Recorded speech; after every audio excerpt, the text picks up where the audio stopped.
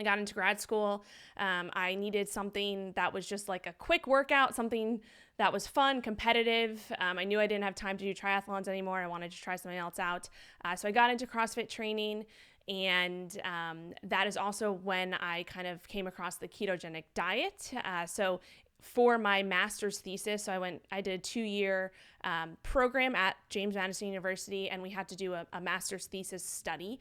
And a lot of my classmates were doing more survey-based studies, and I knew that I wasn't going to be super interested in that for 2 years. So I talked to my advisor, and he basically said, find something that you can be interested in for the next 2 years, because you're going to be spending a lot of your time in that area. And I basically said I wanted to do an interventional study, a diet intervention in a exercise population. And at that point, I was just getting into CrossFit, so I figured that would be a great exercise population to use. And I was getting into the ketogenic diet as it was just becoming popular at that time. It was like back in this was in 2014, 2015. And so I ended up doing the first human clinical trial looking at the ketogenic diet in non-elite CrossFit athletes. That study was very successful. Lots of cool stuff came out of that, which we can dive into if you want. And then after I graduated, I kind of just continued on in the low carb keto space. This is when it really started to get popular, kind of in the mainstream. And I adopted a lower carb lifestyle for myself. And I started working with clients who were interested in that. And throughout that period of time and throughout the years, I just kind of went down a lot of different rabbit holes. And I started to find that for myself, I was going way, way on the end of like low carb keto and a little bit too extreme.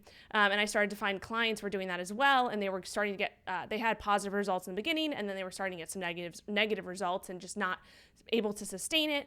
And so I started experimenting with myself with incorporating more carbs, a little bit less fasting, and kind of using different tools and strategies to fit with what I was doing, and then started implementing that with my clients.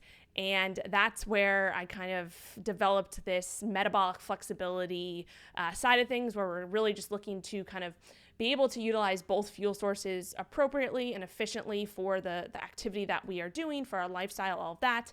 And that kind of brings me to, I ended up writing a book and starting a podcast, and now I'm here today. I stopped doing CrossFit. I believe it's been about 2.5 years. So I actually, or maybe closer to 3 years, I actually ended up getting injured. And this was kind of part of my journey. We all kind of go through periods and we kind of make mistakes and do things and realize, oh man, I could have probably avoided that. And so I actually got injured at a point in my life where I was really kind of stressed out in all areas of my life. And I was using CrossFit as my outlet.